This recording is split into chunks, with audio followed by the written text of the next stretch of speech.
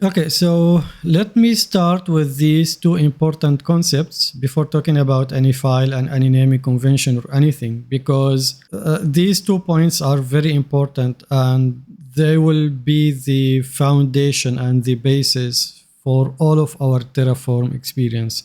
First of all, you saw me work with the provider.tf file, and I may have not explained to you what is this file other than telling you it is just to define my GCP platform, right? That I want to use GCP with Terraform. Well, this is exactly the function of a provider in Terraform. You see here the provider says Google. This is like pointing an application or a service to an API endpoint or to a URL, so that that service will query that endpoint to retrieve the possible actions to work with whatever function that you want. So in my case, I'm pointing Terraform to a set of libraries and the actual Google APIs by using this provider and by passing these parameters to this provider, so that whenever I define any new resource later on in Terraform, it will refer to this provider. It will understand to which API endpoint it needs to talk within the GCP APIs, so that then it can do whatever actions that I want it to do. Obviously, there are providers for AWS, there are providers for Azure. These are the providers that you can work with and you can use in Terraform. Again, these are just some sort of a library or some sort of a plugin you use with Terraform to point it out to the set of APIs to be able to perform the function that you want. There are versions for these providers. There are beta providers, as you will see with Google provider.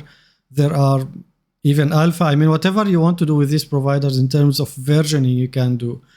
It is a good idea to use a stable provider, but if you want some experimental feature or something, you can't wait for that thing to become GA, then obviously you can use a beta provider.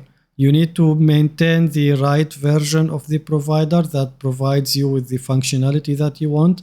For example, old Google providers will not be able to do specific functions that we can do with new providers. So that's important to be aware of if you want to do something. Now, the second important point is the state and the backend. So as mentioned before, also the state is a database or the database for Terraform configuration. Whatever you create with Terraform will be recorded in the state with its state.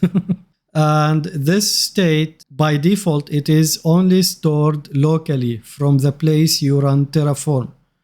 But then this is not good, right? You need to maintain this state. You need to back up this state. You need to protect this state. So you configure something called remote state or backend in this case. The remote state can also be anything or anywhere. It can be Azure, AWS, Google in this case. And as you've seen, when I defined my backend and I chose to use GCS for the backend, which is Google Cloud Storage, I had to specify a bucket name, also the credentials to be able to connect to that bucket, and the prefix. Technically, that's the folder where the state will be stored. So this way I will have a local state, but then this state will be also replicated to the remote state, which is Google Cloud Storage. And that remote state is reachable through this backend block. These two files, backend and provider.tf, these are very essential and very important. If not these files, the content of these files, because technically you can put all of these in a single file, but then the provider block and the backend block are the very important things. And I hope by now you know what are these used for and why these are very important.